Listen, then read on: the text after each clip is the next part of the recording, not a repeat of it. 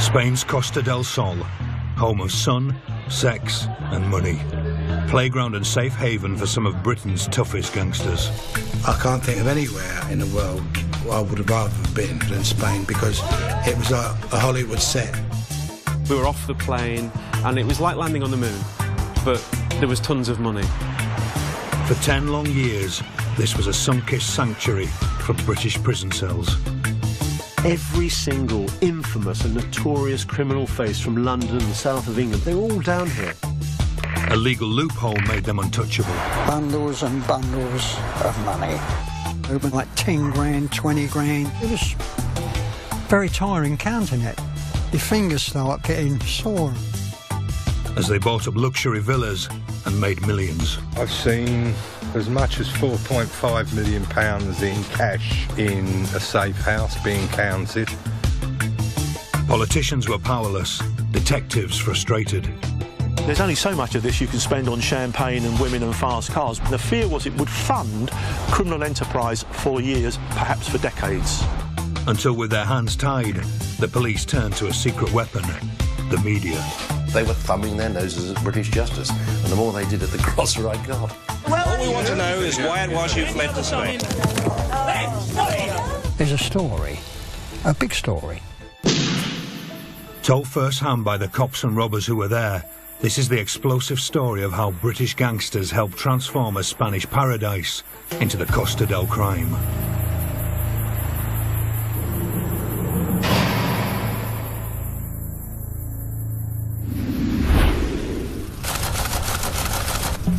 Spring 1990. Great train robber Charlie Wilson is at home in his Spanish villa on the eve of his 35th wedding anniversary. Wilson's wife lets in a known visitor. Alone with Charlie, he produces a pistol and shoots Wilson point blank before fleeing. This execution showed the Costa del Crime's rules were being torn up. It ushered in an age of gun crime and street violence.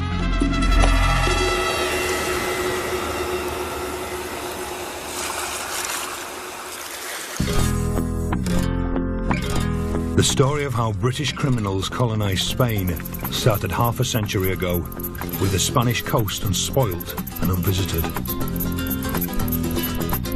General Franco, Spain's dictator, believed that cash-rich tourists were the key to kick-starting a bankrupt economy. And in the 1950s, foreigners started to visit Spain's coasts to soak up some sun.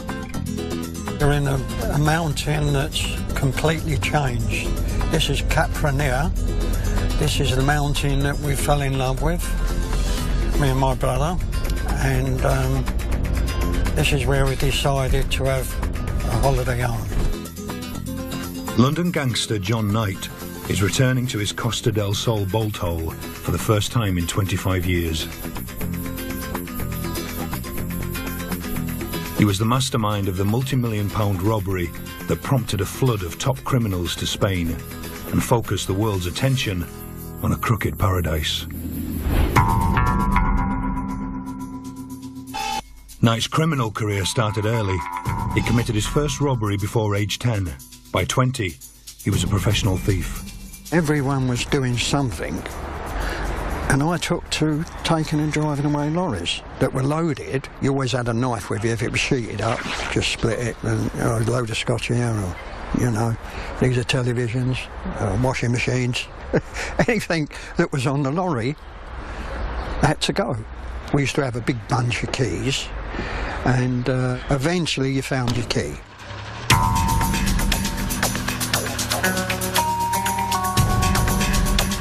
Managed to get to a yard, pull it in very quickly, roll our sleeves up, and then unload. I did get arrested for it. I got arrested and it was at 180,000. In them days, was a hell of a lot of money. 180,000 of goods. Knight's claimed value would make the haul worth £2.5 million today. I was sent to Welwood Scrubs prison for 4.5 years, but as a man who I am, I done it. Freddie Foreman was to become a top Costa gangster as well, he developed an early taste for Spain. I went to Spain, yeah. Torremolinos, I think it was. When I was 19, when I got married, for honeymoon, you know, that was really the first time, yeah. And that I'd got the flavour of it then, you know. I was going to Spain a lot before I went to live there. I used to go there regularly.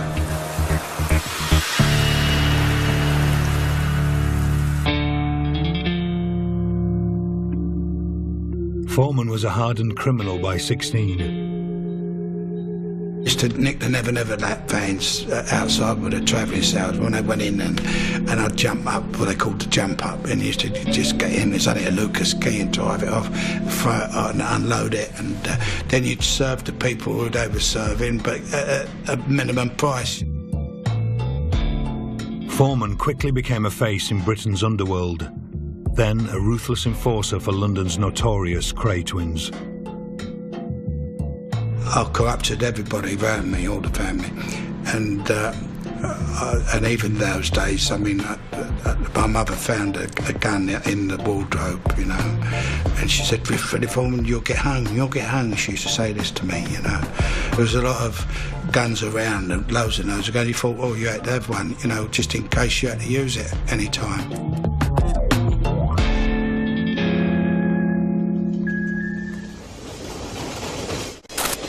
August the 8th, 1963.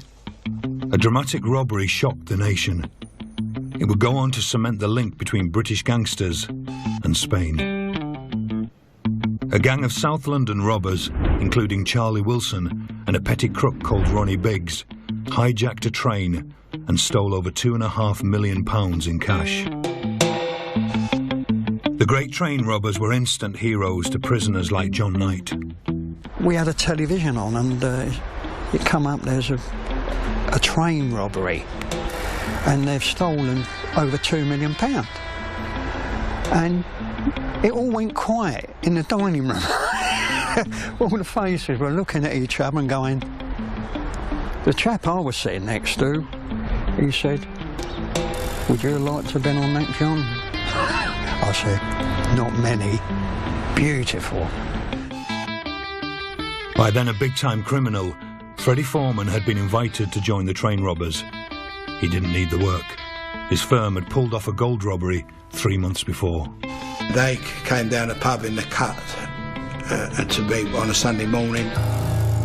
He said, "We just thought we'd might be interested if had a bit of heavy weight on the firm, you know." So I said, "Oh, another time, mate." And they finished up getting getting arrested, getting 30 years and stuff, you know. So it was a good thing I did turn it down, you know.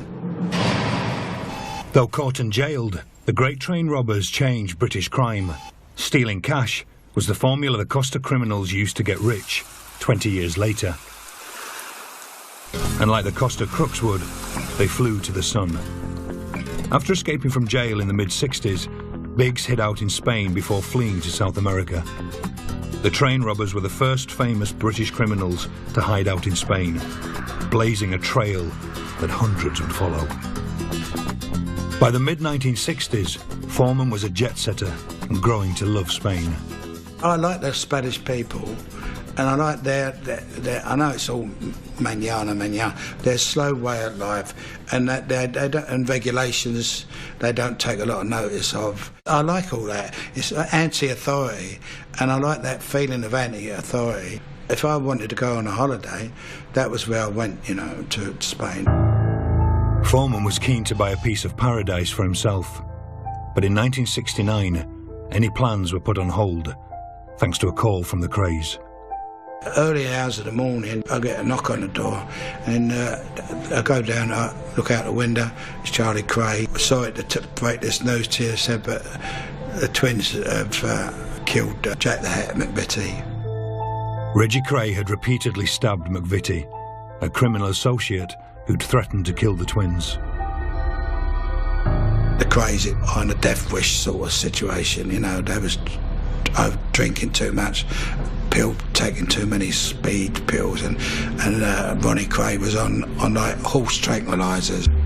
They've done this horrible crime with Jack in front of all a room full of witnesses, and there was two young fellas, croupiers, witnessed everything. Foreman's job was to dispose of the body before police found it. It was a nightmare to drive the bloody car without having a body in the back, you know what I mean? And he had to look in, you could see what it was. And then I just took him away and dealt with the situation afterwards, you know. Under political pressure, the police were on the crazed trail. The twins got life for murder. Foreman was jailed for 10 years as an accessory. He has never disclosed exactly where the body was taken.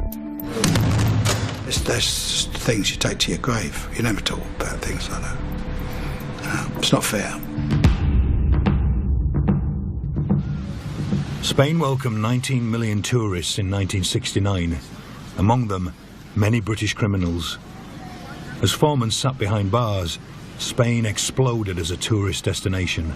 It was ingrained in a lot of their childhoods. Their first ever trip abroad was to Spain on a package holiday in the 60s. And that would open up their entire world. The Costas were a holiday destination where Britain's underworld could spend freely and not draw unwanted attention.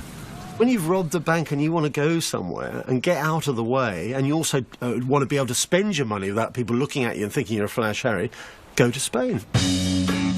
As long as they didn't commit crimes in Spain, the police left them alone. When we first started talking to the Spanish, it was very much they have not committed a crime here. Trying to get the Spanish agencies to work alongside you was very difficult.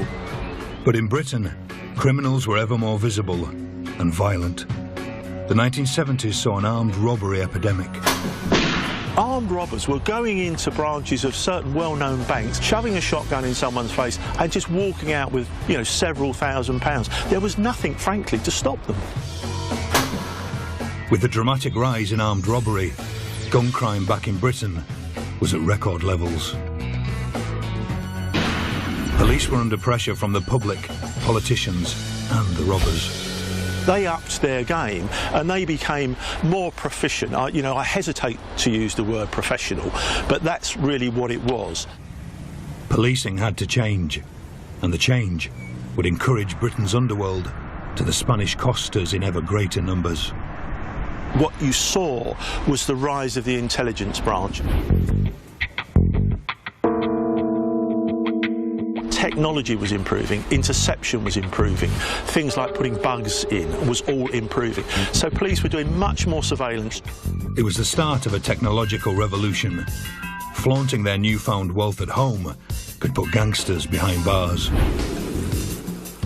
More and more headed to Spain to let off steam and spend stolen cash. When they had some real money, where else to go? Spain. That's where they felt comfortable. That's where they could get an English breakfast and a pint and lots of friends and associates around them. So they went off to Spain and they bought very nice villas instead of staying in holiday hotels. John Knight and his brother Ronnie were among the first British criminals who bought property in Spain, financed in part by their criminal activity in the UK. The Knight's villa, El Limonar, would become the symbol of the Costa del Crime lifestyle.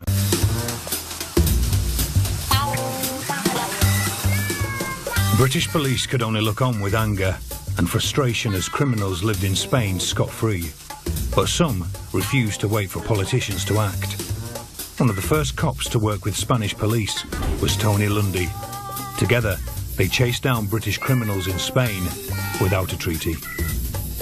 I was on the flying squad as a chief inspector, and I'd started a series of supergrasses in North London. One of the supergrasses named a man called Morris as taking part in a very nasty armed robbery in a private house, and told us that he'd actually gone out to Spain. Local police tricked Mickey Morris into returning to Britain voluntarily to change his passport. The minute he arrived in London, Lundy nabbed him. He was sentenced to 14 years in jail. You deal on a direct basis, you achieve results. Lundy and the Spanish then began to eavesdrop on other British criminals who were convinced they were beyond the law. They would sit there and talk and make phone calls or whatever, believing nobody had any interest in them whatsoever. They were free from the British forces, so to speak, you know, and thought, we're here, Spain's no interest in us, and we can, you know, live the good life, talk freely, etc., which of course was their undoing, because that led to the arrest of dozens of other criminals. Despite Lundy's successes, most British criminals were living the high life, free from extradition and ploughing ill-gotten gains into property. People who were running fraudulent enterprises, what were they doing? That was being invested in. Spain was the place to invest, wasn't it? I mean, the property market was accelerating all the time in Spain, so you could guarantee if you put money into something it would increase, and so they were doing it. I can't think of anywhere in the world I would have rather been rather than Spain, because it was like a Hollywood set. Everything was going on there, and everybody had plenty of money. I mean, they was there because they was like similar circumstances to me, myself. There was like ex-train robbers like Charlie Wilson and co, and they was all old pals from years ago. And of course, we all congregated there. We invested our money in clubs and apartments and villas and felt safe, you know, which we all felt very safe there. It was a really fun time. Initially, criminals steered clear of committing crime in Spain. They knew that could jeopardise their safe haven in the sun. What they normally do is they rest here, and when they get a job in England, they go back to England and come back. They would go back, do another job, come back again, buy another apartment, spend some of the money on some more property and so on. In Britain, armed robbery continued to rise. In 1982, there were 1,772 robberies in London alone, 34 armed robberies a week, every week, in a single city. Armed robbery had gone literally through the roof. Every day there were shootings and robberies, security vehicles and so on. You'd come into work on a Friday expecting that there would be 2 or 3 armed robberies, perhaps on your patch alone. So it was really, really quite intense. As the number of robberies increased, so did the robbers' greed. The 1983 Security Express robbery would make Spain's infamous residents front-page news for years.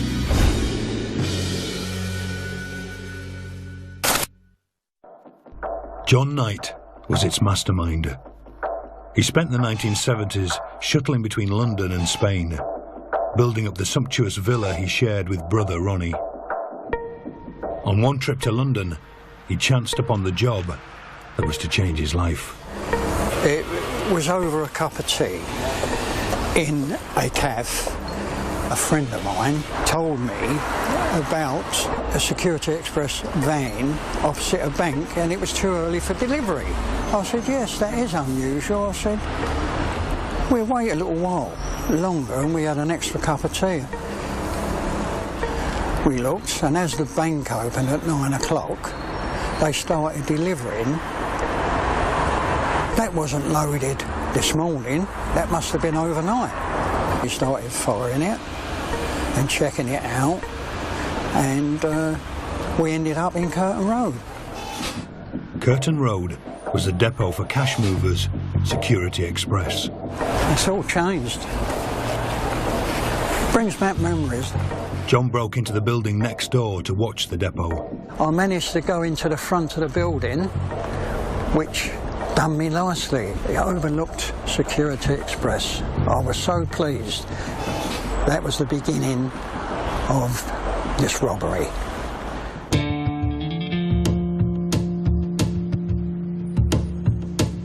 So much work went into it, just finding out how many people were going in that building.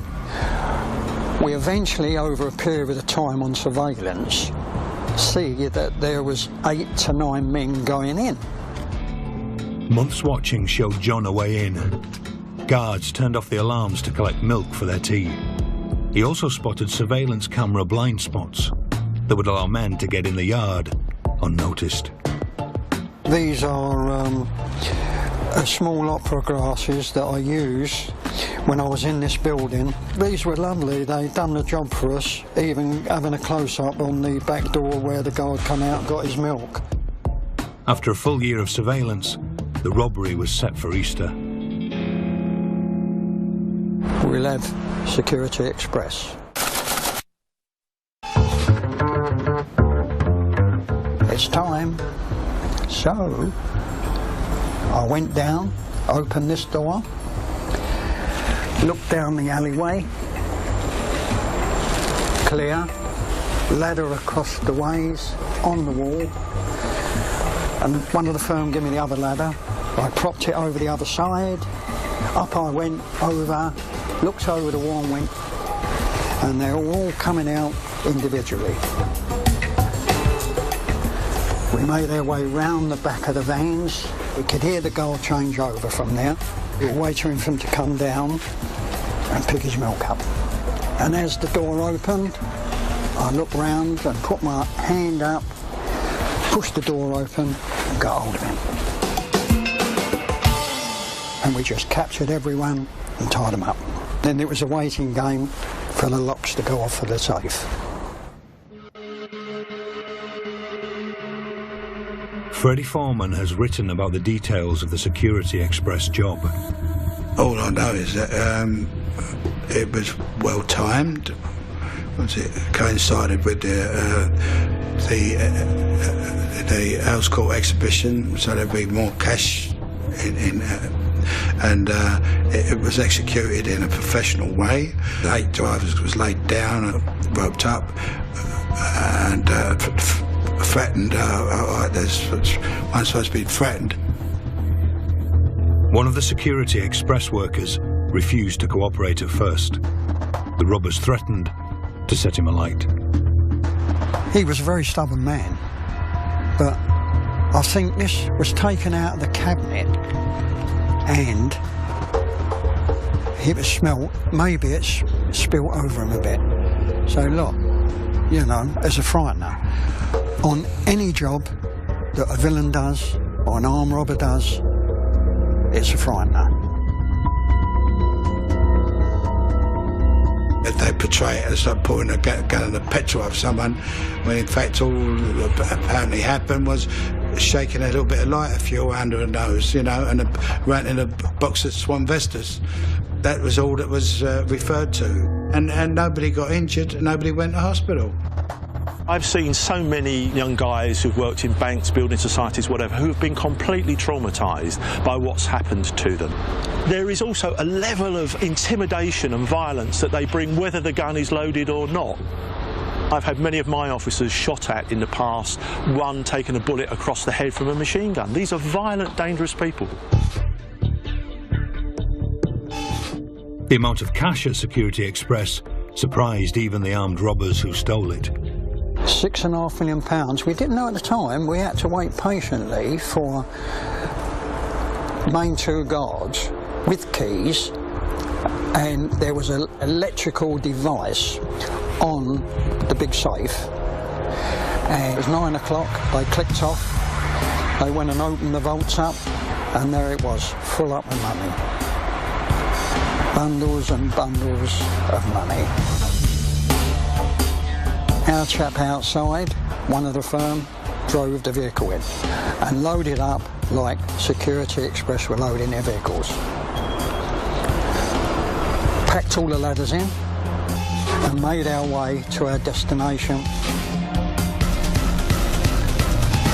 It turned out a perfect job. We didn't know at the time that it would be perfect, but it worked out that way.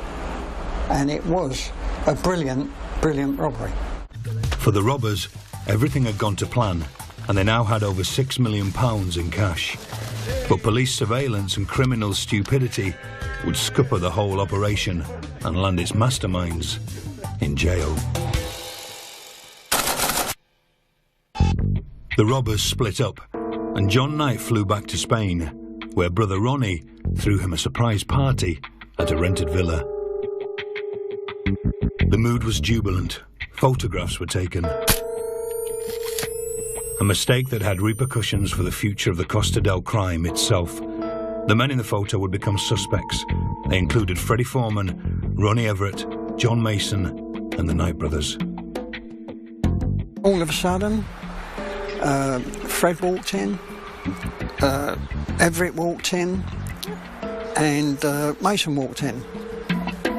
I had a straw hat on, actually. I had a talk in there, laughing, having a drink. It was a photo that should never been taken, for a start. For us to pose for a photo like that was ridiculous and stupid to do it. I'm trying to hide myself in it, and I know John was trying to hide himself in it with a cigar. And I said, don't let this picture leave Spain, or don't let it go back to England. We should have took the picture out of the camera and destroyed it. But the photo did make it back to Britain, and he went on to put all the men in the frame for robbery. John Knight was the first to suffer. I come back, and within a week or two I found out that someone was arrested for it. Now I've got to be careful. John Knight was connected to the Security Express robbery and arrested in 1984. When the Spanish photo was discovered, the authorities thought it showed the gang celebrating. They found the photo and they said, well, that's John over the back there, hiding behind with his straw hat on. We've got him. These are in the frame.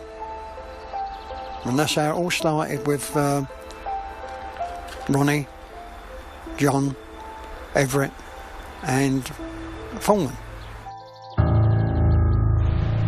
I went to Spain on the day that Johnny Knight got arrested, just as a precaution, really. I thought, I think I better just have a short holiday till things calm down, because they was on the right track, wasn't they, you see? John Knight was given 22 years in jail for robbery. Foreman, Ronnie Knight, Everett and Mason were now prime suspects, and the Costa del Crime's royalty.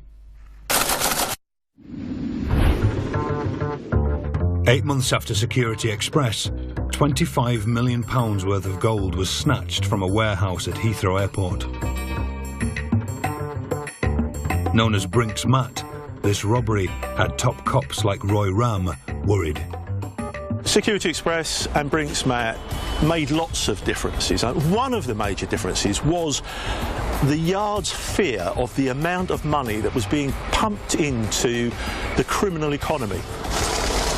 The fear was that, there's only so much of this you can spend on champagne and women and fast cars. What's going to happen to the rest of it? And it was being reinvested. And the fear was it was being reinvested in drugs, in firearms, and in the criminal enterprises, and that it would fund criminal enterprise for years, perhaps for decades. These two robberies alone netted a staggering £75 million in today's money. Suspected robbers were living sweetly in Spain. They were untouchable. Until now, British criminals had resisted the temptation to indulge in crime within Spain. That was changing. When robber Dave Kent was released from British prison in July 1985, he was sent a ticket to Spain by underworld friends. It was the start of a new life for him, and of a new era for the Costa del Crime. Reminds me of money, this place, because I earned a lot of money. It was probably one of the best places on the coast to land contraband. If you can look out today, you can see that the sea is like a mill pond, and you could actually walk out for the best part of 200 yards here. Directly over there to the right, you will see a skyscraper, which is the only skyscraper on this coast. It only took someone to be on the top floor there as an observation point, and from a clear day you can see right the way across to Morocco.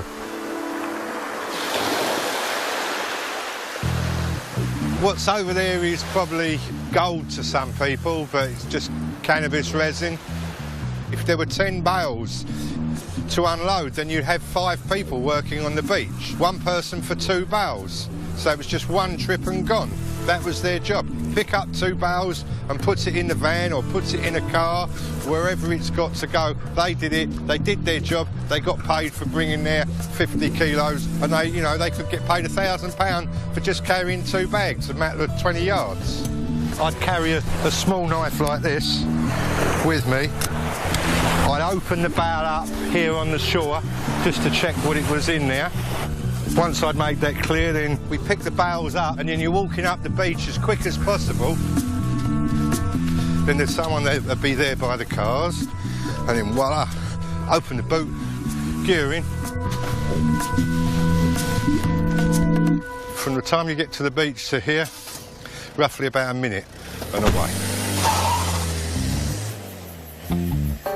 Each consignment will be taken to a safe house and unloaded. It's wrapped in a seal-proof, airtight wrapping. Could be from anything from cling film to brown tape to electrical tape. The people I work for wrapping used to pay me £10 a kilo. So if there was 1,000 kilos a month to wrap, that's not a bad wage, £10,000 a month, just for wrapping. Drug trafficking alone brought millions of pounds worth of criminal money streaming into the costas during the 1980s. I've seen as much as £4.5 million in cash in a safe house being counted. Andalusia started to be one of the main places in the world for smuggling marijuana. 90% of some kinds of marijuana come across the Gibraltar Strait. So it's a very important business. It wasn't just the drugs. Criminality funded a massive property development boom. A lot of money was arriving, much more than the money which could come from drug trafficking, which is a lot.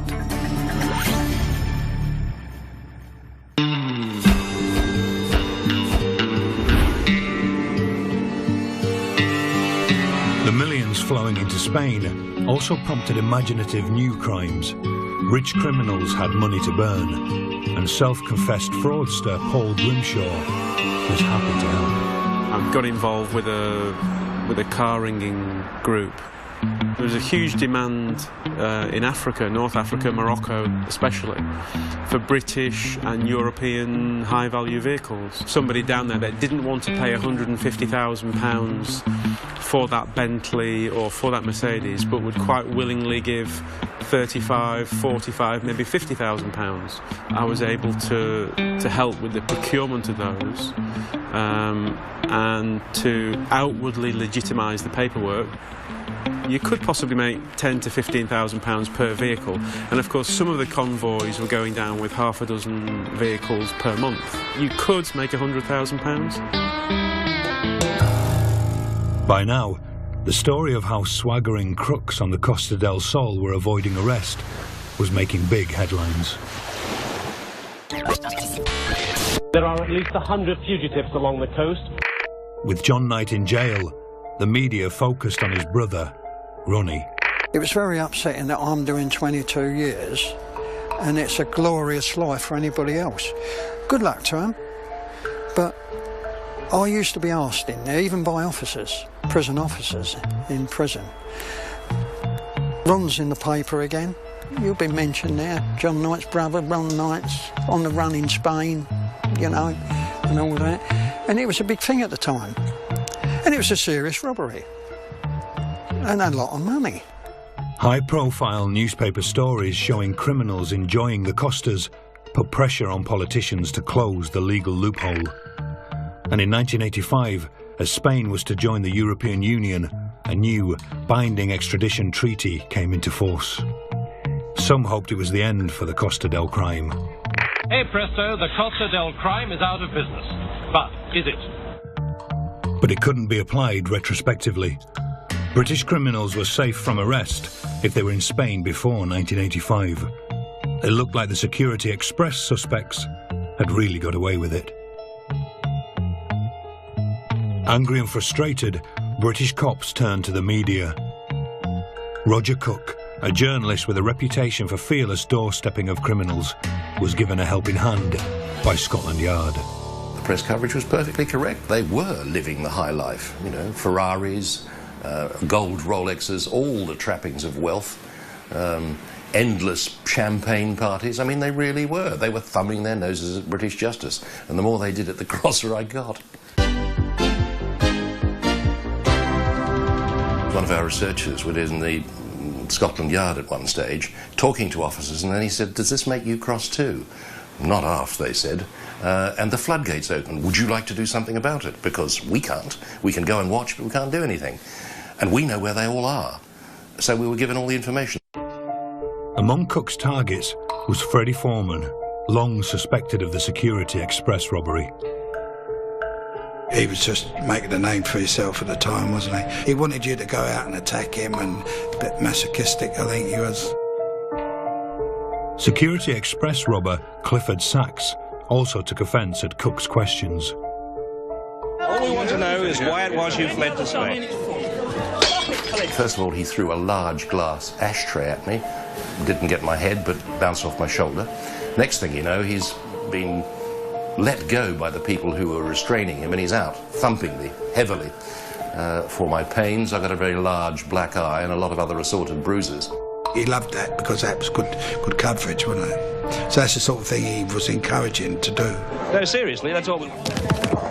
Stop it! He didn't have any answers to questions. People liked encounters at the end of the programme. They liked a conclusion, they liked to see people being brought to book, as it were, and even if you got not much of a response, they ran away or they threw a punch, it showed these people up for what they were. People began to take it seriously that these people were thumbing their nose at British justice, and the coverage in newspapers began to change from almost grudging admiration to how could they possibly do this. And I think eventually the authorities on both sides of the water were embarrassed into making an extradition treaty actually work properly. The crap hit the fan, hadn't it, you know, and that, we knew then that was bad. Cook's primetime TV show, The Cook Report, watched by 10 million viewers, changed things. Spain wanted to be famous for happy holidays, not harbouring British criminals. It was only when they saw the reputational damage it was doing to Spain and its prime holiday resorts that they started to react. And it was only after Roger Cook and things that followed, these things were on the front pages, they were on the TV, and people started to ask questions of politicians. What are you doing about this? How can people escape so easily? So, you know, this kind of motivated the Foreign Office to get involved, and I think that, you know, post these kinds of programmes, there was a much greater level of cooperation. The Costa crooks now had a growing list of problems. First, the media. We've even managed to trace a few the police on both sides of the water had lost track of. Then other gangsters. With millions at stake, international villains wanted a piece of the action. Turf wars erupted. Foreman felt singled out by Spanish police.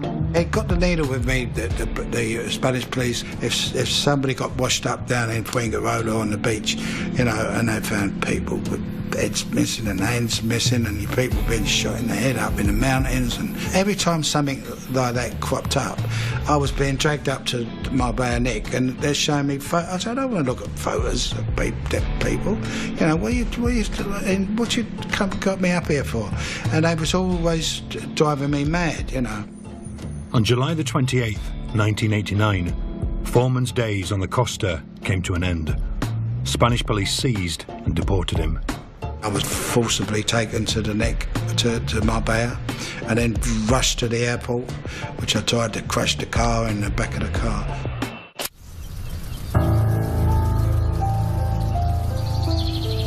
The murder of great train robber Charlie Wilson, just 3 weeks after Foreman was jailed, was a stark sign that the Costa del Crime's glory days were over. A seasoned drug baron, Wilson was a victim of growing violence in the drug trade. Charlie's wife knew the person and felt safe because he was a face from South London. She just went in to make a cup of tea in her kitchen and he walked out to where Charlie was with his dog around the pool, and the guy took terrible advantage of him. Charlie had no fear of the person. but someone had put a contract out on him and he shot him in the head. The residents of the Costa del Crime always knew their illegal activities were high risk. Some, like Wilson, were murdered. Others were jailed. In 1998, Dave Kent received a 7-year sentence for possession of cannabis with intent to supply. The stakes are very, very high, but then again the rewards are very, very high. And obviously if you play for high stakes, then you expect to get good rewards. You're putting yourself in jeopardy of losing liberty. And that's what I did, and I paid the price. Dave Kent maintains that he has not been involved in crime since then. Freddie Foreman also claims to have retired from crime. He now only goes to Spain on holiday. I was at the Old Bailey since 1948, and I've appeared there 6 times at the #1 court, you know, all through my career. So it's not that clever, it's not that good. You've got to take your chance. If you take your chances, you play for high stakes. You've got to take the rough with the smooth. I mean, if you go fall over, you're in trouble. John Knight was bankrupted by the court. He lost his villa and all his assets. Now, for the first time in a quarter of a century, he's returning to see the house he loved and lost in Spain. It was sorrowful going back after an holiday from out. Looking at that sea over the top of a limonal has brought back beautiful memories. I never did come back here. Unfortunately, I went away. But that villa, to my family, is history. I think there's a little bit of history there. There's a story, a big story. And sometimes, you know, I'm glad to be here to look at it.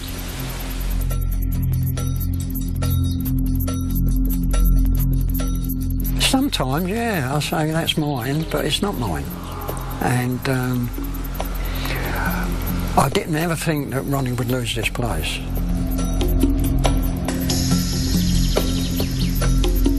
I'm a bit sick. And I think anyone would be the same, in the same frame of mind. You know, we all go away in our holidays in hotels and small villas and all that, but there's nothing like that. I should have a tear in my eye.